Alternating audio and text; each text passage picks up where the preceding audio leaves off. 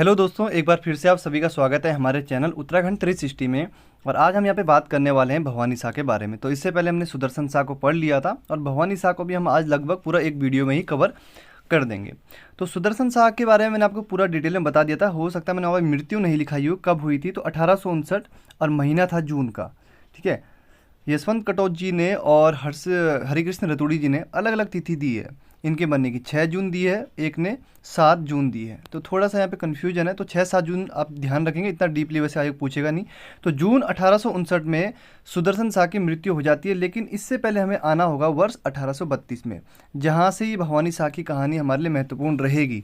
तो वर्ष 1832 में सुदर्शन शाह एक भयंकर रोग से क्या हो जाते हैं, पीड़ित हो जाते हैं। एक रोग में बहुत बुरी तरीके से फंस जाते हैं और उन्हें एहसास होता है कि कहीं ना कहीं मुझे अब क्या है, अपना उत्तराधिकारी चुन लेना चाहिए, वरना ऐसा ना हो कि क्या हो, मेरे राज्य में युद्ध की स्थिति उत्पन्न हो जाए या अंग्रेज क्या करें, मेरे राज्य पे कब्जा कर ले। तो सुदर्शन शाह क्या सोचता है कि मुझे अपना उत्तराधिकारी अब चुनना है। तो उस समय जो रानियां होती थी और एक होती थी दासियां, ठीक है, खवास कह लीजिए, दासियां कह लीजिए। तो रानियों से जो उत्पन्न संतान थी उनको कहा जाता था असल पुत्र। क्या कहा जाता था? असल पुत्र कहा जाता था। और जो खवास या दासियों से उत्पन्न संतान होती थी उनको कहा जाता था कम असल संतान। ठीक है, क्या कहा जाता है? कम असल संतान। तो जो केवल असल पुत्र होते थे उनको ही पिता की संपत्ति में उचित भाग मिलने का नियम था, इस अधिकार था उस समय केवल। और जो कम असल पुत्र होते थे उनको बस इतना दिया जाता था कि वो अपना जीवन निर्वाह कर सके। लेकिन सुदर्शन शाह के सामने दिक्कत ये थी कि उसका अभी कोई भी असल पुत्र नहीं था। तो उसको लगा कि कहीं उसका कोई असली पुत्र नहीं है। इस स्थिति में ब्रिटिश सरकार क्या करेगी, टिहरी राज्य को कहीं फिर से ब्रिटिश राज्य में ना मिला दे। या ऐसा भी हो सकता है कि जो उसके सारे जितने भी कम असल पुत्र हैं वो आपस में लड़ें और ये क्या हो, यहाँ पे तनाव की स्थिति उत्पन्न हो जाए उसके राज्य में। इसलिए उसने 1832 में, सुदर्शन शाह ने 1832 में मेजर यंग को एक पत्र लिखा। और पत्र में क्या लिखा कि यदि मेरी रानियों में से कोई भी मेरा कोई पुत्र उत्पन्न ना हो तो मेरे ज्येष्ठ पुत्र को क्या बना दिया जाए, राजा बना दिया जाए। और ज्येष्ठ कम असल पुत्र कौन था? भवानी सिंह। ठीक है, तो बाद में जो भवानी शाह के नाम से शासन करेगा। तो सुदर्शन शाह ने 1832 में एक पत्र लिखा मेजर यंग को और लिखा कि अगर मेरी रानियों में से कोई भी पुत्र उत्पन्न ना हो। ऐसा इसलिए लिखा उसने कि इतिहासकार यहाँ पे शिव प्रसाद डबराल जी, उन्होंने लिखा कि उस समय संभवतः ऐसा हो सकता है कि कोई उनकी रानी प्रेग्नेंट हो और ऐसा अनुमान लगाया गया कि जो प्रेग्नेंट रानी थी बाद में जो उसका पुत्र होता है वो भी मर जाता है। तो सुदर्शन शाह ने लिखा था कि हाँ, अगर क्या पता आने वाले समय में मेरा कोई असल पुत्र हो जाए, उस कंडीशन में तो असल पुत्र को क्या बनाया जाएगा? राजा। लेकिन अगर मेरा कोई असल पुत्र उत्पन्न ना हो तो उस कंडीशन में भवानी सिंह को क्या बना दिया जाए? राजा बना दिया जाए। लेकिन यहाँ पे दिक्कत क्या थी, जो एक खनेटी रानी थी, सुदर्शन शाह की एक रानी थी खनेटी रानी, और जो ये भवानी सिंह की हम बात कर रहे हैं इनकी माता का नाम था गुण देवी। तो जो एक खनेटी रानी थी ये भवानी शाह से क्या करती है? द्वेष रखती थी और ये नहीं चाहती थी कि भवानी सिंह क्या बने? राजा बने। खनेटी रानी चाहती थी एक अन्य व्यक्ति को राजा बनाना जिसका नाम था शेर सिंह। तो ये अन्य किसी खवास का बेटा था, अन्य किसी दासी का पुत्र था। तो खनेटी रानी चाहती थी कि शेर सिंह को ही शासक बनाया जाए। तो शेर सिंह से पहले ही से इसने साठगांठ कर रखी थी कि जब हमें राज्य मिलेगा तो हम क्या कर लेंगे, 50-50 जितना भी राजकोष होगा लूट लेंगे। इस तरीके से इन दोनों ने आपस में पहले से ही प्लानिंग बना रखी थी। अब जून 1859 में राजा की मृत्यु हो जाती है। जून 1859 में राजा की मृत्यु हो जाती है और मई 1859 में देखिए, एक महीने पहले ही देखिए किस तरीके से यहाँ पे रानी खनेटी यहाँ पे चालाकी चलती है और एक फर्जी आदेश पत्र लिखवाती है। और उस आदेश पत्र में लिखा होता है कि रानी खनेटी जी के पुत्र के मारे जाने पर, जो खनेटी रानी है इसका पुत्र मर चुका है, इसलिए रानी खनेटी ने क्या किया, एक पुत्र को गोद ले लिया था जिसका नाम है शेर सिंह। इसलिए शेर सिंह ही राज्य का क्या होगा? उत्तराधिकारी होगा। और इस पत्र पे राजा की क्या मार दी गई? मोहर लगा दी गई। लेकिन इसमें साइन नहीं थे राजा के। इस पत्र में क्या थे? राजा के साइन नहीं थे। तो खनेटी रानी ने राजा के मरने से ठीक एक माह पूर्व लगभग मई 1859 में एक पत्र लिखा। उसमें लिखा कि शेर सिंह को ही राजा ने क्या कर दिया है, अगला उत्तराधिकारी घोषित कर दिया है। और इस पर मोहर लगा दी, लेकिन साइन नहीं थे। और जैसे ही जून 1859 में यहाँ पे राजा की मृत्यु होगी सुदर्शन शाह की, शेर सिंह शेरशाह के नाम से गद्दी पर बैठ जाएगा टिहरी राज्य की। अब पूरी पावर किसके हाथ में आ गई है? शेर सिंह के हाथ में है। राजा किसको बनना था? भवानी सिंह को बनना था। लेकिन बन कौन गया यहाँ पे? शेर सिंह यहाँ पर राजा बन गया। अब थोड़ा सा भवानी सिंह पे आ जाते हैं। भवानी सिंह एक बहुत ही साधु प्रकृति का राजा था, छल कपट इसके मन में बिल्कुल नहीं था, अपने भाइयों के प्रति भी इसके मन में कोई द्वेष नहीं था, और बाद में जब ये राजा बन जाएगा तो शेर सिंह से ये कोई भी द्वेष नहीं रखेगा इसके प्रति, बल्कि इसके साथ क्या करेगा, अच्छा व्यवहार ही करेगा। तो भवानी सिंह ने क्या किया, ब्रिटिश सरकार से संपर्क बनाया और हेनरी रैमजे को पत्र भेजे। किसको, हेनरी रैमजे को पत्र भेजे, और लिखा कि यहाँ पे बहुत ज़्यादा लूट मार हो रही है, क्योंकि जब खनेटी रानी ने शेर सिंह को राजा बनाया तो इन्होंने क्या किया, प्रजा पे बहुत अत्याचार करना शुरू कर दिया, यहाँ पे जितना भी धन था राजकोष में उसको लूटना शुरू कर दिया। तो भवानी सिंह ने लिखा, देखिए राजा मुझे बनना था, लेकिन राजा भी मैं बन नहीं पाया, और इसके बावजूद क्या हो रहा है, हमारे राज्य में इस प्रकार की घटनाएं हो रही। तो हेनरी रैमजे को यहाँ पर लेटर भेजता है। इसके अतिरिक्त विल्सन को भी उसने लेटर भेजा। कौन विल्सन, आपने पढ़ा ही होगा, हर्सिल का राजा के नाम से हम जिसे जानते हैं। बहुत ही इंटरेस्टिंग कैरेक्टर है विल्सन का, ठीक है, पहाड़ी विल्सन, हुलसिन साहब के नाम से भी हम इन्हें जानते हैं। एग्जाम में प्रश्न भी आया कि उत्तरकाशी की जो हर्सिल सेब की प्रजाति है वो विल्सन किसके द्वारा विकसित की गई थी, तो फ्रेडरिक विल्सन इनका पूरा नाम है। तो ये वही विल्सन है, और 1859-60 के दशक में बहुत ही ज़्यादा लोकप्रिय रहेंगे। इनको भी हम थोड़ा डिटेल में देखेंगे, बहुत ही इंटरेस्टिंग कहानी है इनकी भी। तो विल्सन को भी क्या करते हैं, ये लेटर लिखते हैं, क्योंकि भवानी सिंह को विश्वास था कि कहीं ना कहीं विल्सन भी क्या करेगा, अपने आगे की जो अंग्रेज अधिकारी हैं उनसे संपर्क बनाएगा। क्योंकि विल्सन को इसके बाप ने ठेका दिया था, क्या का, वनों का ठेका दिया था भवानी सिंह के पिता ने, किसने, सुदर्शन शाह ने विल्सन को ठेका दिया था, वो आगे हम डिटेल में देखेंगे अभी। विल्सन इस समय क्या कर रहा था, पशु पक्षियों को मारकर, वनों को काटकर लाखों रुपए छापने में मस्त था। तो भवानी सिंह ने विल्सन को भी भेजा, हेनरी रैमजे को भेजा, और फिर हेनरी रैमजे आते हैं, और हेनरी रैमजे के प्रयासों से भवानी शाह को फिर राज्य वापस मिल जाता है। यहाँ पे बहुत लंबी कहानी है, लेकिन डिटेल में हम लेके नहीं जाएंगे वहाँ पे, क्योंकि इतना एग्जाम में नहीं आएगा। तो भवानी सिंह को राज्य मिल जाता है हेनरी रैमजे की मदद से। तो हेनरी रैमजे क्या करता है, आता है टिहरी दरबार में, और शेर सिंह को कुछ समय के लिए दून में नज़रबंद कर देता है, ताकि विवाद की स्थिति उत्पन्न ना हो, और एक सनद प्रदान करता है 6 सितंबर 1859 को, और भवानी शाह को स्थायी सनद मिल जाती है कब, 6 सितंबर 1859 को। और भवानी साहब फिर क्या करते हैं, एक दिन चुनते हैं अपने लिए राज्याभिषेक का, वो होता है 25 अक्टूबर 1859 का। तो जो स्थायी सनद थी 6 सितंबर 1859, ये थोड़ा ध्यान रखेंगे, इसमें क्या लिखा गया था। देखिए, गढ़वाल का इलाका दिए जाने के संबंध में दिनांक 6 सितंबर 1859 वाली सनद का अनुवाद। देखिए, गढ़वाल इलाके के चौधरियों, कानून गो और जमींदारों को विदित होना चाहिए कि गढ़वाल के राजा की मृत्यु हो चुकी है, और उसका कोई भी असल पुत्र जीवित नहीं है, जिसका जिक्र मैं आपको अभी तक कर रहा था, उसका कोई भी असल पुत्र जीवित नहीं था। फलतः गढ़वाल इलाके का स्वामित्व पुनः ब्रिटिश सरकार को यहाँ पे प्राप्त हो गया है।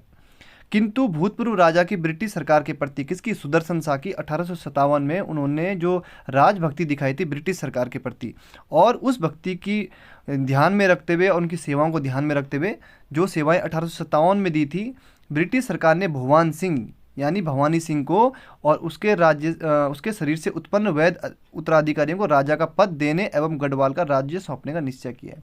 तो क्या लिखा है यहाँ पर कि भाई उसका कोई असल पुत्र जीवित नहीं है, और इस इलाके का स्वामित्व फिर से ब्रिटिश सरकार को क्या हो गया, प्राप्त हो गया। लेकिन सुदर्शन शाह ने जो मदद करी उसको हम ध्यान में रख रहे हैं, इसलिए क्या कर रहे हैं, भवानी सिंह को फिर से यहाँ पे राजा बना रहे हैं।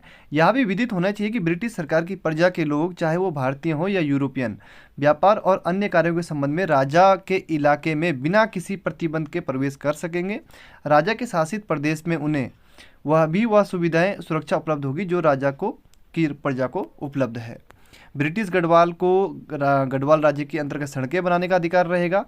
यह राज्य राजा को इस शर्त पर दिया जा रहा है कि राजा ब्रिटिश सरकार के साथ अच्छा व्यवहार, सद्व्यवहार रखेगा, और संकट और विप्लव के समय सैनिक व राजनीतिक सेवा करने के लिए प्रस्तुत रहेगा। यानी कि जब भी अगर ब्रिटिश सरकार पे कोई दिक्कत आती है तो टिहरी के राजा को क्या देने होंगे, सैनिक देने होंगे। तो यही कारण था 1857 में भी कुछ इसी प्रकार की सनद सुदर्शन शाह के साथ भी हुई थी, तो 1857 में उन्होंने मदद करी थी।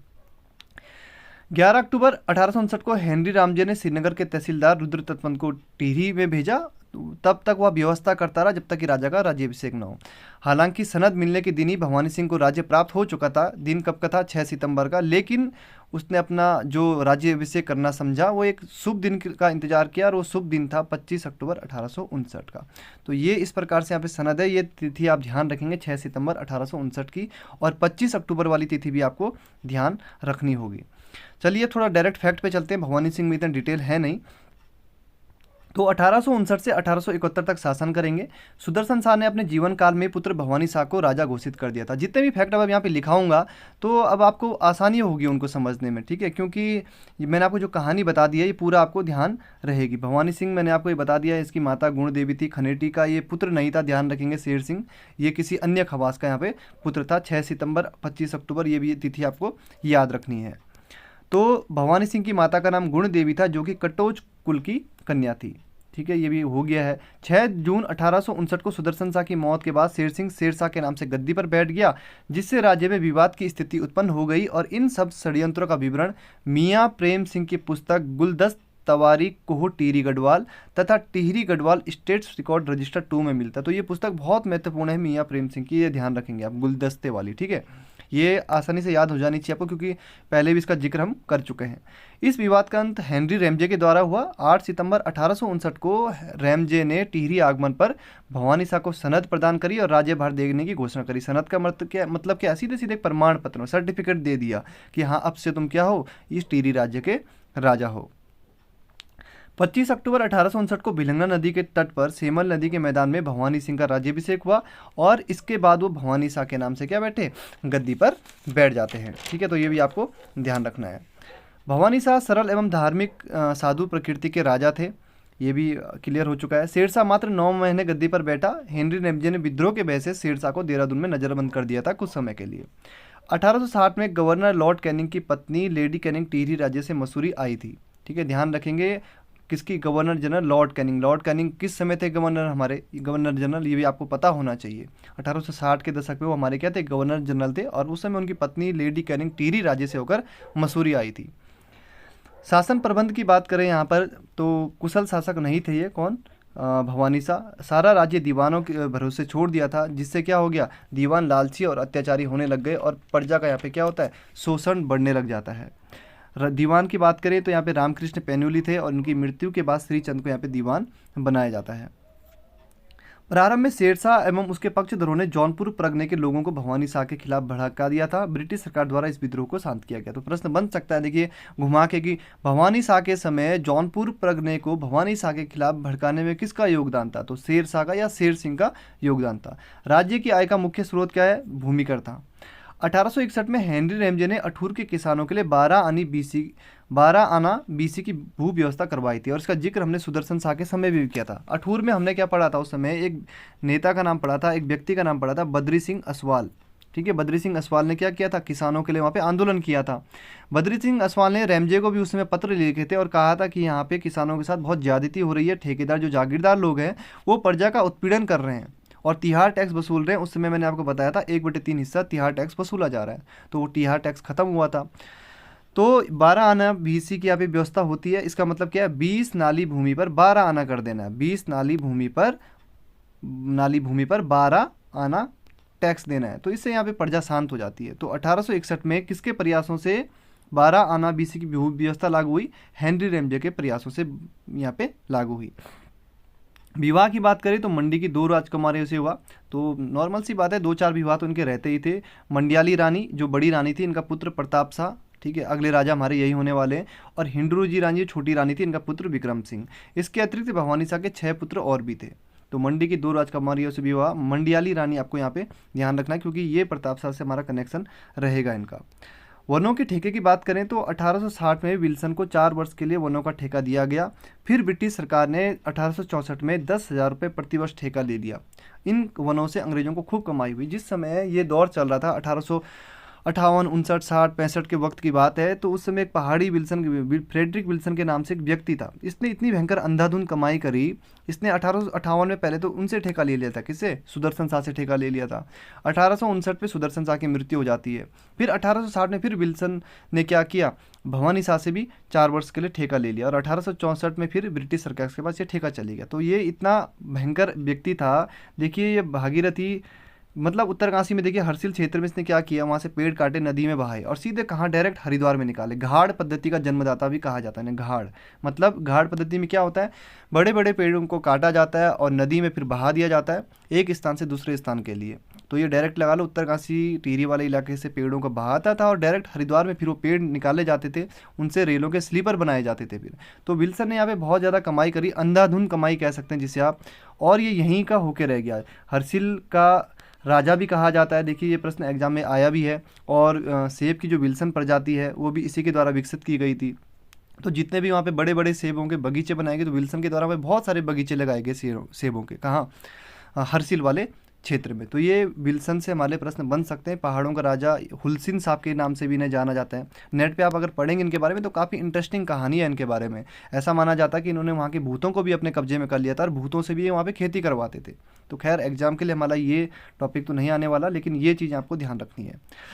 थोड़ा सा विल्सन को और देख लेते हैं। विल्सन पे देखिए एक पुस्तक भी लिखी गई थी, द राजा ऑफ हर्षिल, और इसके राइटर है रॉबर्ट हचिसन। ये ध्यान रखेंगे, बहुत महत्वपूर्ण रहेगा। रॉबर्ट हचिसन ने क्या लिखी है, द राजा ऑफ हर्षिल। तो हर्षिल को क्या कहा है, हर्षिल का राजा कहा है विल्सन को, द लीजेंड फ्रेडरिक पहाड़ी विल्सन, पहाड़ी विल्सन के नाम से भी इनको जाना जाता है। रॉबर्ट हचिसन की एक बुक और है, गार्डन ऑफ फूल्स, ठीक है। ये मैंने आपको लूसिंगटन वाला जो टॉपिक पढ़ाया है एप्लीकेशन में, तो वहाँ पे डिटेल में मैंने बता रखा है कि किस प्रकार से जो गार्डन ऑफ फूल्स पुस्तक यहाँ पे लिखी गई है, और किसके ऊपर लिखी गई है, प्रोबी काटले के ऊपर लिखी गई है। प्रोबी काटले कौन है, ऊपरी गंगा नहर का निर्माण करवाया था जिन्होंने।